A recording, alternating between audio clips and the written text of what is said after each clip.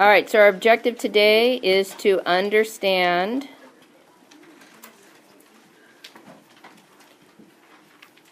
and apply trig functions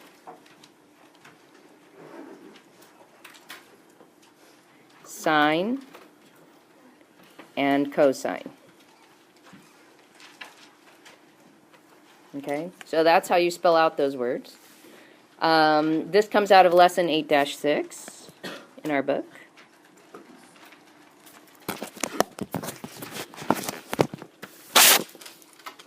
And so when we were talking about tangent, tangent was just relating the legs of the right triangle in a opposite over adjacent. We came up with a 3-letter abbreviation that would help us remember it, TOA. So today we're going to talk about what is it for sine and what is it for cosine. So the key thing is for both of these guys, both sine and cosine. And so the abbreviation for sine is sin, but we'll get to that in a minute. And cosine, his abbreviation is cos. Again, we'll get that in a minute. They both relate to the hypotenuse of the right triangle. So the tangent did not talk about the hypotenuse at all. So both of these guys do relate to the hypotenuse. So here it goes. Sine. So let's draw a little triangle here. And we've got angle A. We'll focus on. We would consider this to be the adjacent leg to angle A. We would consider this to be the opposite leg to angle A. And obviously this guy opposite the right angle would be called the hypotenuse. So the sine of angle A is a ratio of the, oh sorry, let me add one thing. Angle A is a ratio of the leg opposite angle A over the hypotenuse. Okay. That would take us to the keywords opposite over hypotenuse.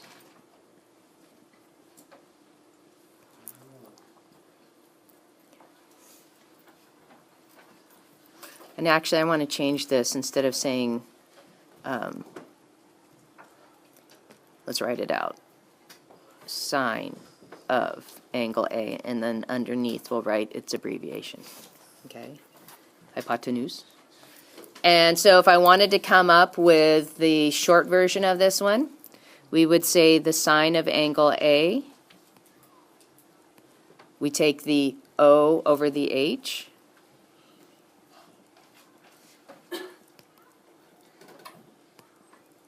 hypotenuse. And we would say so. Okay, so that's going to help me remember the letters for the sides in the ratio. Sine, opposite, over hypotenuse. So hypotenuse is in the denominator. Okay. Let's look at cosine. Same angle.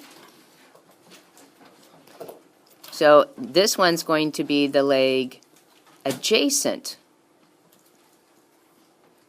to angle A compared to the hypotenuse. And the abbreviation for cosine is COS. So then we're going to kind of consolidate that down, and we'll say cosine of angle A is equal to adjacent over hypotenuse. and we take down the first three letters. Oh, sorry. And we get ka. Okay.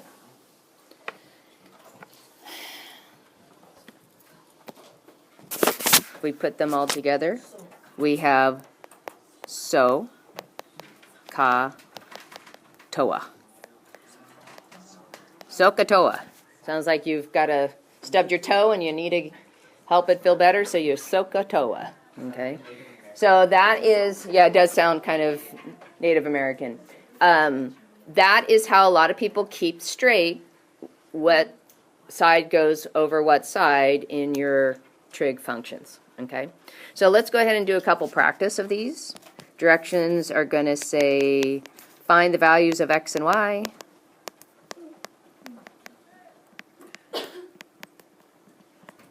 To the nearest integer.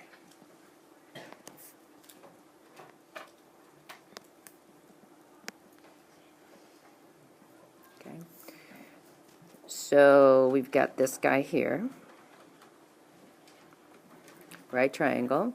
We've got these two legs are x and y. We've got an angle of 67 degrees, and we have a hypotenuse that's 120. So you're going to be given pictures like this, and your job is to determine, should I use sine, cosine, or tangent? Because one of the numbers they give you is a hypotenuse, that tells you you're going to be using sine and cosine, because those are the only two ratios that use the hypotenuse. So let's start with one of them. Sine of angle 67 is going to be opposite over hypotenuse. So I multiply both sides by 120, and I get x is equal to 120 times the sine of 67.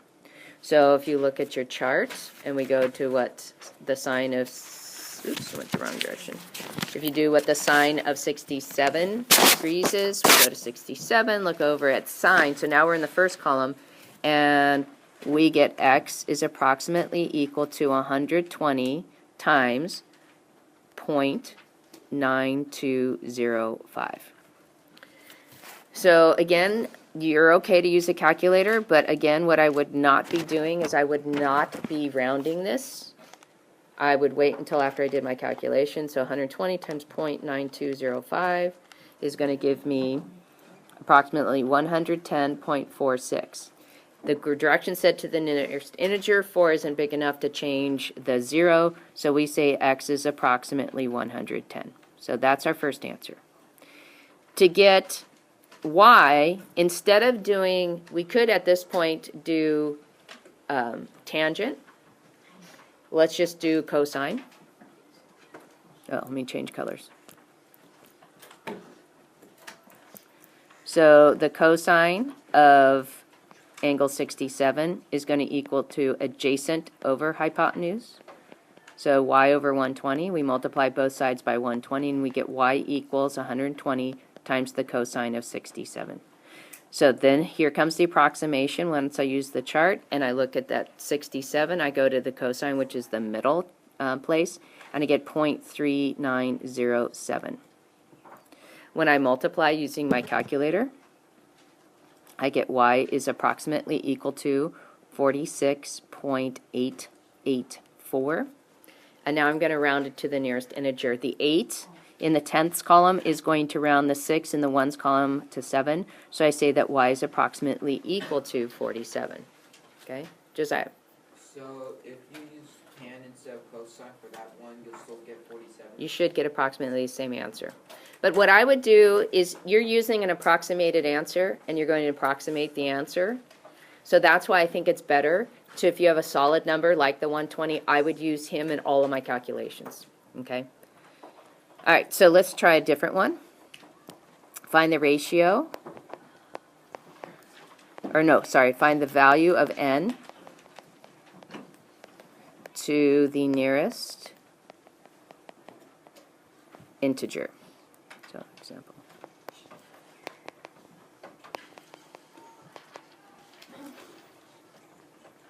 So you're going to see diagram, 40, 22, n. Okay, so let's see what we've got. We've got a hypotenuse, and we've got the side that's opposite the angle. So opposite over hypotenuse, so that's our sine. So the sine of angle N is equal to opposite over hypotenuse. Now I can simplify that by 2, and I get 11 divided by 20. And then when I divide 11 by 20, I actually get 0.55, because it's 20 going into 11, put in a 0, decimal point in a 0, and then it's 20 going into 110, 5 times, 10 left over, another 0, 5 times. Now, remember our book has all of our tangents, sines, and cosines to 4 digits, so I'm just going to add on 2 zeros.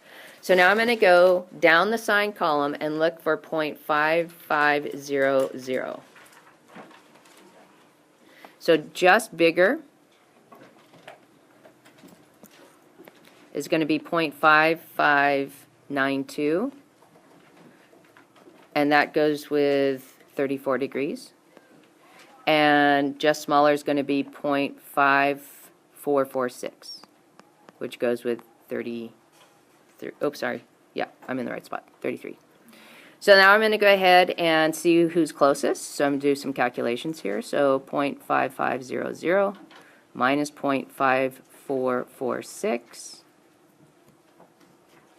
And I get a 4, I get a 5, I get 0.0054, 0.5592, 0.5500. When I subtract, I get 0.0092. So this is too big. We're going to go with him, and he goes with that angle. So we would say that n is approximately equal to 33 degrees. And that would be our answer for that. Okay. All right, let's do a couple more. You guys good? Yep. So, oops. Next one, the directions talk about an isosceles triangle. An isosceles triangle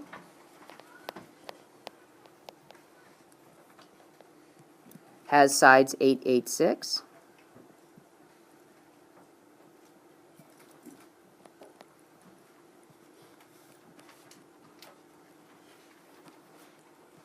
Find the length of its 3 altitudes.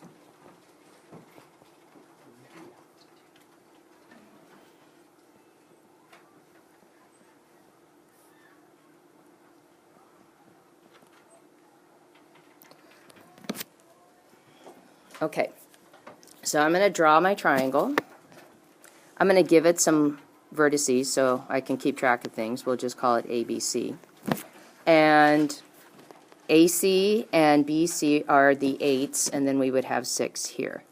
So that's our original triangle. So first, the easiest altitude to deal with would be the one coming out of the vertex. So when I drop him down, we get a right angle. We have, this is 3.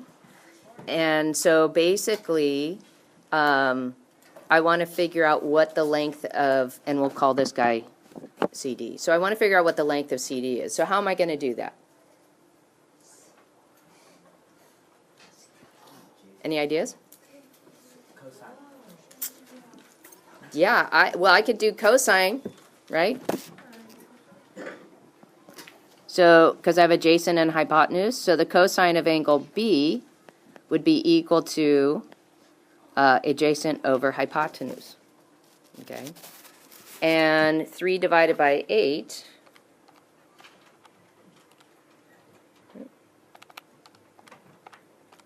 is going to give me exactly 0.375. And I'm going to tell you that what I could do is estimate this and figure out what the angle B would be approximately equal to 68 degrees. But here's the deal. Is that helpful? Okay. Okay, what am I solving for? The altitude. The length of a side. So now I'd have to do a second calculation, right? And I'd have to say the sine of angle B is equal to, or sine of 68 degrees is equal to the CD over the A. Isn't there an easier way of doing that problem? Yeah, Pythagorean theorem.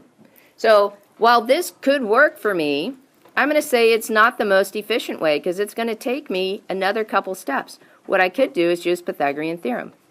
So Pythagorean theorem says the length of CD squared plus 3 squared equals 8 squared. So the length of CD squared plus 9 equals 64.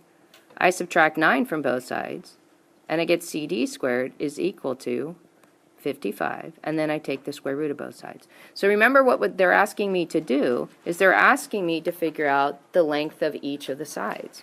So I get the length of CD is going to be approximately, and I could take the square root of that number, so the square root of 55 would be 7.4161984, and then I would round it to the nearest tenth, and I get CD is approximately 7.4. We've also talked about how to estimate square roots to the nearest tenth, so you could work on that as well. So this particular case, that's the easiest way to solve for the leg. Okay? Now, when it comes to the next altitude, it's not as simple. So let's go to the next screen.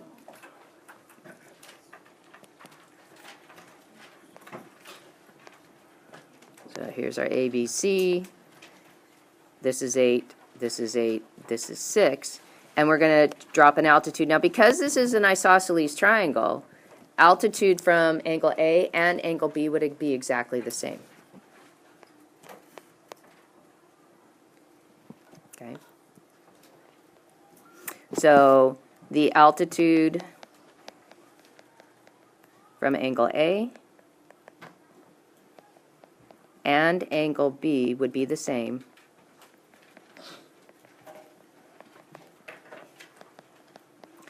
In this isosceles triangle.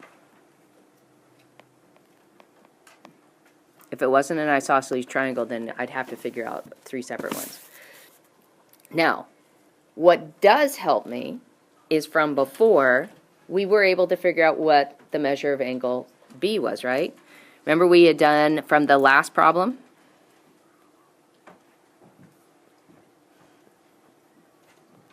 The cosine of angle B was going to be equal to 3 over 8, which was going to be 0.375, and then using our table in the cosine, 375 was going to be 0.3746. That's about as close to 0.375 as we're going to get. So we would get that angle B would be approximately 68 degrees. So we're going to use that to help us figure out the length of this altitude. So we're going to put that 68 here.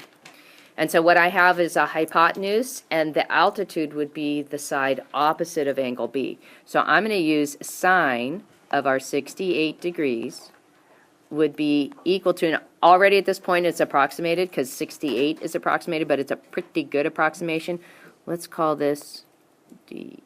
We'll call that E. So it would be the length of AE over the hypotenuse 6, multiply both sides by 6. We get the length of AE would be 6 times the sine of 68. Now we get in our approximation, and we get the sine of 68 degrees is approximately 0.9272. And when we multiply that out, we're going to get 5.5632. And then we're going to round that to the nearest tenth to make a little bit more sense. And we would get approximately 5.6. Okay? And the reason why we're going to the nearest tenth is if we went to the nearest whole number, it would be rounding. And so that's, to me, excuse me, is just too much rounding for that. Alexis. Where it says AE is approximately 6 times 9 point, is that a 1 or a 2? That's a 2. That's from the chart. Oh.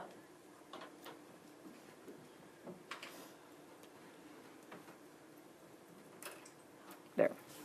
Okay. and that's it.